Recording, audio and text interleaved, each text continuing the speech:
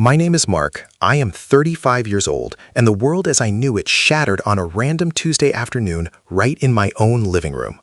I was holding my 1-month-old son, Arthur, gently rocking him to sleep, feeling that overwhelming surge of pride that only a new father knows. I had named him after my hero dad, a man who had been my guiding light, a decorated war veteran whose stories of bravery had shaped my entire moral compass. But then the doorbell rang. Standing on my porch was an old, weathered man who introduced himself as Thomas, a 72-year-old veteran who claimed to be my late father's old war buddy. He didn't smile. He didn't offer congratulations on the new baby. Instead, with a trembling, calloused hand, he shoved a thick, faded manila envelope into my chest. He told me I needed to know the truth before I passed down a legacy built on rotting lies. I opened the flap, expecting to see old photographs from Vietnam or forgotten medals. Instead, I pulled out yellow Department of Corrections documents, stamped with the harsh, undeniable seal of a federal penitentiary. My father's face stared back at me from a mugshot, stripped of his uniform, wearing the shame of a convicted felon. My chest tightened, my breathing stopped, and as I read the charges of desertion, grand larceny, and fraud, a cold sweat broke out across my forehead, leading me to a horrifying realization. Growing up, my father was larger than life. My dad, Arthur, who passed away at the age of 65, was a pillar of our small community. He walked with a slight limp, which he always told me was a souvenir from a shrapnel wound he received while pulling a wounded comrade out of a relentless firefight in the dense jungles of Vietnam. I used to sit on the worn living room rug, staring up at him with wide, idolizing eyes as he recounted the suffocating heat, the deafening noise of the helicopters, and the absolute necessity of loyalty among brothers in arms. He taught me that a man's word is his ultimate bond, and that honor is the only currency that truly matters in this unforgiving world. Every Memorial Day, he would put on his old jacket, and the town mayor would publicly shake his hand while the crowd applauded. He was my absolute Superman. I never had a single reason to doubt a word that came out of his mouth. His presence was so commanding, so full of quiet, unwavering authority, that the mere thought of him fabricating his past was as absurd as the sky turning green. He was the foundation of everything I believed in. I remember the way he would look at me when I brought home a good report card or won a baseball game. He would put his heavy hand on my shoulder, look me dead in the eye, and fiercely declare that the Arthur family name stood for unshakable integrity. I built my entire adult identity around that specific name. When I went off to college, when I started my own small business from scratch, and especially when I married my beautiful wife Sarah, a compassionate and fiercely intelligent woman who is now 33 years old, I constantly tried to channel my father's supposed strength. I desperately wanted to be the kind of man he claimed to be. So, when my father died of a sudden, massive heart attack 5 years ago, it literally felt like the solid ground beneath my feet had crumbled into dust. The entire town came out for his funeral, packing the church to the brim. They played taps, they carefully folded the American flag and handed it to my grieving mother.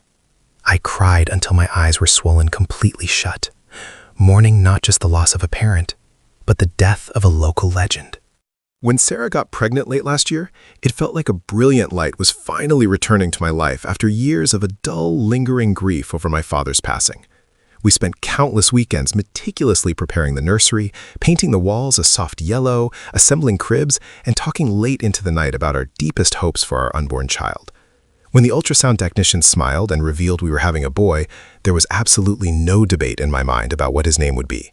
I intensely wanted him to carry the legacy of the greatest man I had ever known. I wanted him to be Arthur. Sarah, knowing exactly how much my father meant to me and how much I missed him, agreed instantly with tears in her eyes. She held my hand, smiled warmly, and said that if our son grew up to have even half the character and bravery of his grandfather, she would be the proudest mother on the face of the earth. We proudly printed his name on all the baby shower invitations. We ordered an expensive custom-carved wooden sign for his crib that read Arthur. My heart swelled with pride every single time I said it out loud. The incredible day my son was born, I held his tiny, fragile body in my trembling arms and whispered a lifetime of promises into his tiny ear. I promised to teach him the exact same unwavering values my father had taught me. I promised to tell him all the incredible, heroic stories of his grandfather's bravery in the war. I felt a profound, almost spiritual sense of continuity, a strong, unbreakable bridge between the past and the future of our family. My mother, Helen, who is 68 years old, wept uncontrollably when she held her first grandson for the very first time in the hospital room. She gently traced the baby's soft features with her trembling fingers and kept repeating over and over how much he looked like his grandfather. I truly thought those heavy tears were purely out of overwhelming joy and a deep, aching grief for the husband she missed so terribly.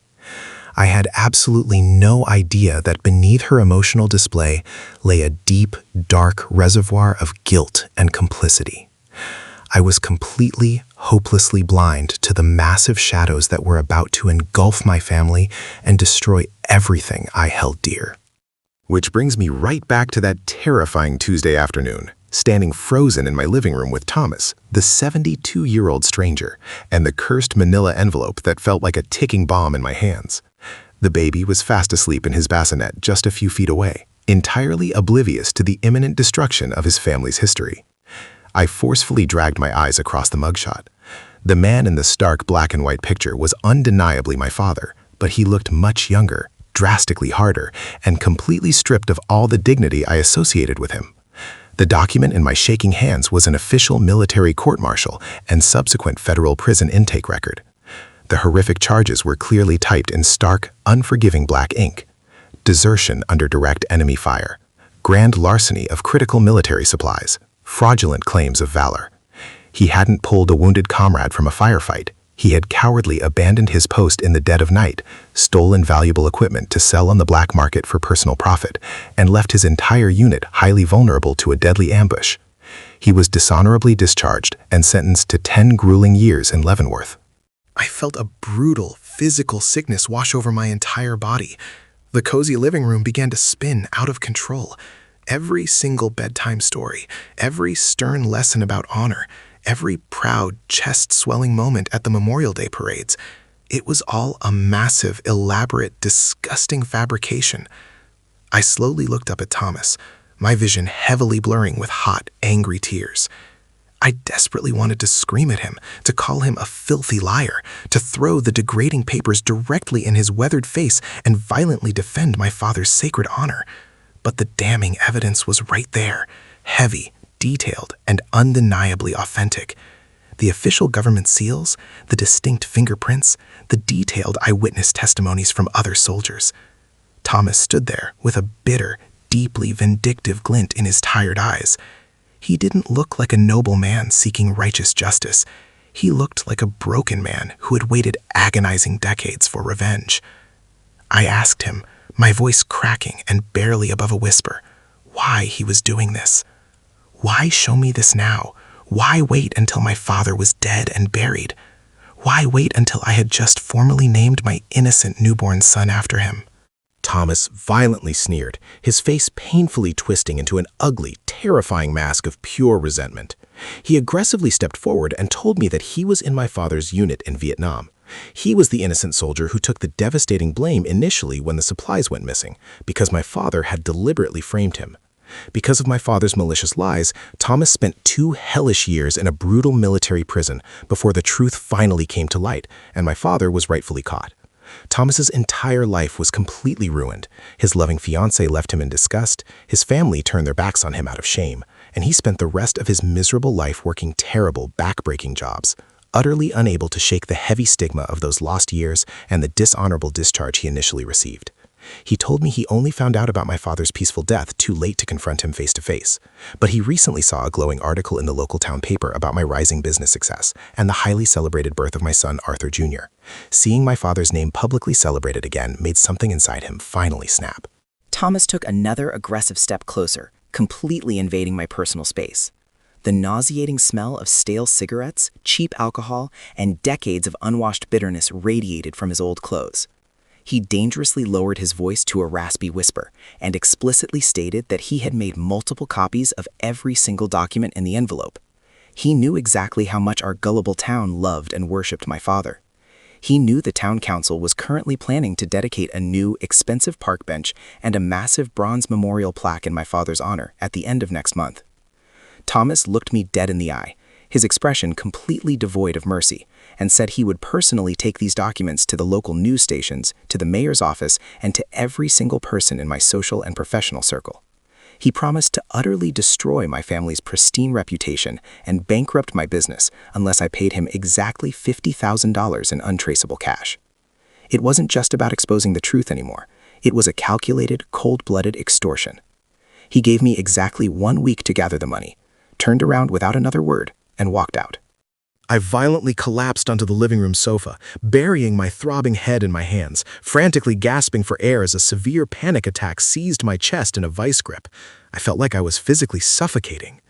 When Sarah finally came home from the grocery store nearly an hour later, she found me sitting in the pitch dark, the damning documents scattered aggressively across the coffee table, hot tears streaming uncontrollably down my face. She immediately rushed to my side, dropping the heavy grocery bags onto the floor, her beautiful eyes wide with sheer panic.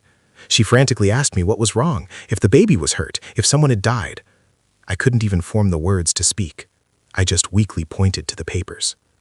Sarah slowly sat down next to me, picked up the horrifying mugshot, and began to read. I agonizingly watched her face transform from deep confusion to pure shock, and then to a profound, heartbreaking sadness. She didn't scream, she didn't yell, and she didn't overreact. She possesses a quiet, incredible strength that has always anchored me in my darkest times. She gently pulled me into her warm arms and let me sob violently against her shoulder, like a lost child. For hours, we sat there huddled together in the dim, oppressive light of the living room. I told her every single detail about Thomas's ruthless blackmail demand. I told her I felt like an absolute fool, a pathetic idiot for believing the elaborate lies, for walking around my whole life with my chest puffed out, so incredibly proud of a man who was actually a cowardly thief.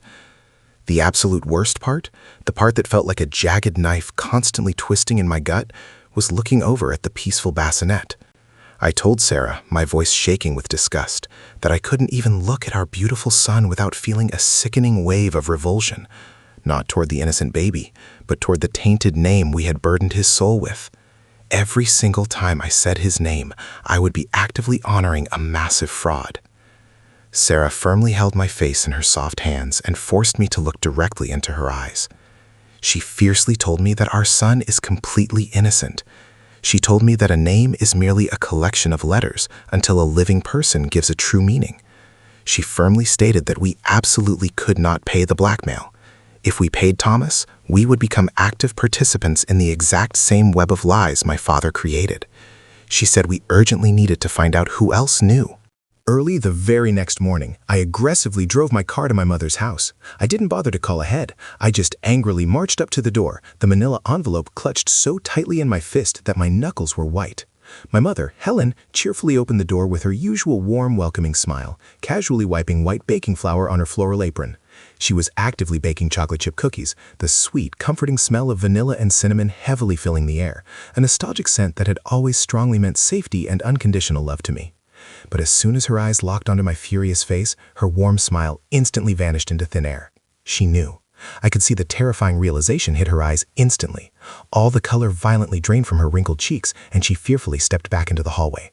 I aggressively walked in, forcefully threw the heavy envelope onto her pristine kitchen island, and fiercely demanded the absolute truth. I didn't yell, but my voice was incredibly cold, sharp, and trembling with a dark, unfamiliar rage I had never once directed at her before.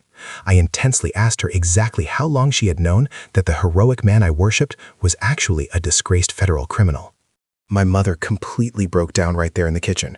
She weakly sank into one of the wooden chairs and desperately buried her face in her trembling hands, her frail shoulders shaking violently with heavy, pathetic sobs. She tearfully confessed absolutely everything. She told me she first met my father shortly after he was finally released from the Leavenworth Penitentiary. He had desperately moved to our small town to start completely over, to cowardly run away from his dark past. When I was born, he was absolutely terrified that I would eventually find out what a massive failure he truly was. So, he intentionally invented the entire war hero persona from scratch. He secretly bought old, generic military medals at distant pawn shops. He carefully crafted the fake heroic stories. My mother tearfully claimed she cowardly went along with it simply because she loved him, and because he was genuinely a good, attentive father to me, despite his horrific past. She desperately said she only wanted me to have a strong, respectable male role model to look up to. She foolishly thought the massive lie was entirely harmless, a necessary way to build a better future for our family. I stared at her, feeling a sickening, overwhelming mixture of deep pity and absolute, soul-crushing betrayal. I coldly told her everything about Thomas. I told her about the vicious blackmail, the $50,000, and the imminent threat to utterly destroy everything we had worked so hard to build. My mother loudly gasped, her eyes wide with absolute terror. She frantically begged me to just pay the man and make him go away. She desperately offered to immediately take out a massive second mortgage on her house to cover the entire cost. She cried hysterically that we absolutely couldn't let the town know, that it would completely ruin my father's memory and deeply embarrass her in front of all her judgmental friends at the local church. Listening to my own mother desperately plead to fiercely protect a disgusting lie made me feel physically ill. She clearly cared significantly more about her fragile social standing and the fake illusion of a perfect family than she did about the actual truth. I profoundly realized right then that my entire childhood was nothing but a cheap theater production, and my parents were just selfish actors playing the roles of honorable people. I coldly told her to keep her dirty money. I firmly told her I was completely done lying. The next few agonizing days were pure, unadulterated torture. I mindlessly went through the motions of my daily life like a hollow ghost. I robotically changed diapers. I mindlessly answered emails for my business, but my tortured mind was firmly trapped in a relentless, exhausting loop of severe anxiety and profound grief. Thomas aggressively called my phone twice, leaving highly threatening, nasty voicemails, constantly reminding me the clock was rapidly ticking down. I was completely paralyzed by a crippling indecision. A cowardly part of me desperately wanted to take my mother's generous offer, pay the hateful man, and permanently bury the dark secret forever. It would be so incredibly easy to just keep pretending. I could let the town happily build the memorial bench. I could let my innocent son grow up falsely thinking his grandfather was a massive hero, exactly like I did. But every single time I looked deeply into my baby boy's innocent eyes, I felt a heavy, crushing weight pressing down on my soul. How could I ever teach him to be an honest, good man if his very name was a permanent monument to a cowardly deception? How could I ever look at myself in the mirror, knowing I surrendered to a pathetic blackmailer? The strict deadline Thomas gave me coincided perfectly with the monthly town council meeting, the very public meeting where they were going to officially announce the grand dedication of my father's memorial. The large town hall was absolutely packed to the brim. The mayor, a jovial, trusting man who had known my father for decades, was proudly standing at the wooden podium, speaking passionately and loudly about my father's supposed incredible sacrifices in Vietnam. He talked endlessly about integrity, raw courage, and the spotless Arthur family legacy. I was sitting nervously in the back row, Sarah holding my sweaty hand so incredibly tightly that her knuckles were completely white. Thomas was ominously there too. He was confidently standing near the back exit, casually leaning against the wall with a wrinkled, incredibly smug, victorious smirk plastered on his wrinkled face, eagerly waiting for me to step outside and hand him the massive check. He arrogantly thought he had won. He foolishly thought I was exactly like my cowardly father, entirely willing to do absolutely anything to fiercely protect the fake facade. When the mayor finally finished his glowing speech and politely asked if anyone from the immediate family wanted to say a few words, I slowly stood up. The entire room instantly broke into warm, respectful applause. I felt my weak legs shaking violently as I slowly walked down the long center aisle.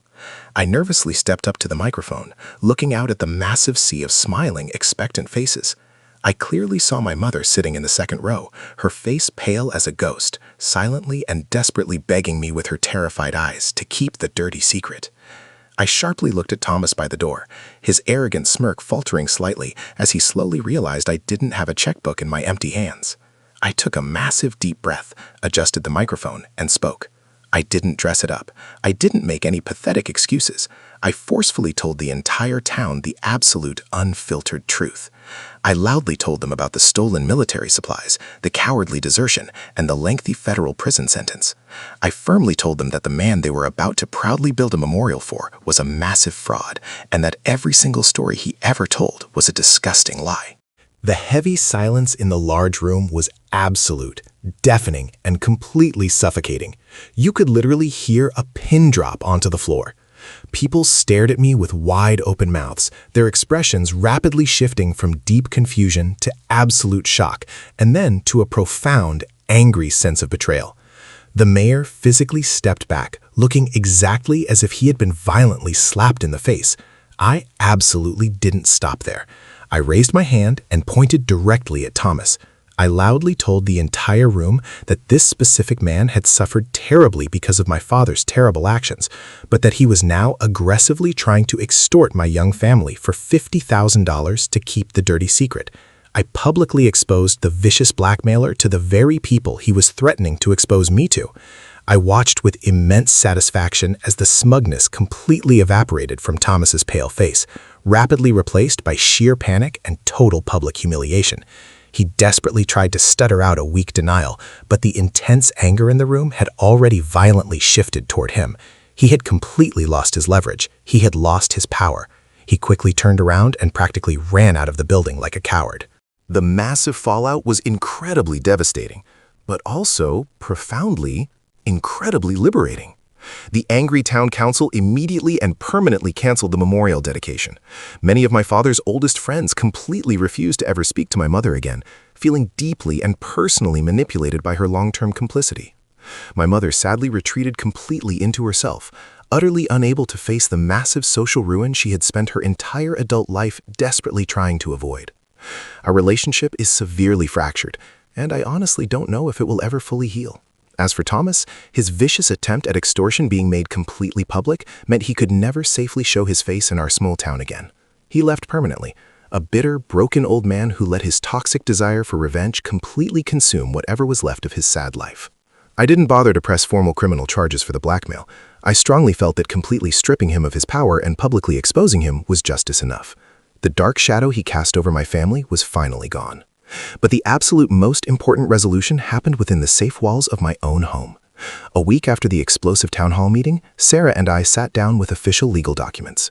We absolutely couldn't let our innocent son carry a name completely synonymous with lies and cowardice. We proudly filed the extensive paperwork to legally change his first name. We carefully chose the name Leo, which means brave, real, authentic bravery. The immense bravery to face the harsh truth, to firmly stand up to extortion, and to absolutely refuse to live a life built on a lie. When the judge finally approved the name change, I felt a massive physical weight lift entirely off my tired shoulders. I happily went home, gently picked up my son, and lovingly called him Leo for the very first time. He smiled, a pure, beautifully innocent smile, completely free from the toxic legacy of the flawed man whose blood we share. I finally felt like a real, honorable father, not just an actor playing a fake part. Looking back on the absolute wreckage of my family's history, I profoundly realized that true legacy isn't about shiny medals, public monuments, or the tall fake tales we constantly tell to make ourselves look bigger than we actually are. True legacy is about absolute honesty. It's about having the immense courage to violently tear down a comfortable, easy lie, to painstakingly build an uncomfortable but solid truth.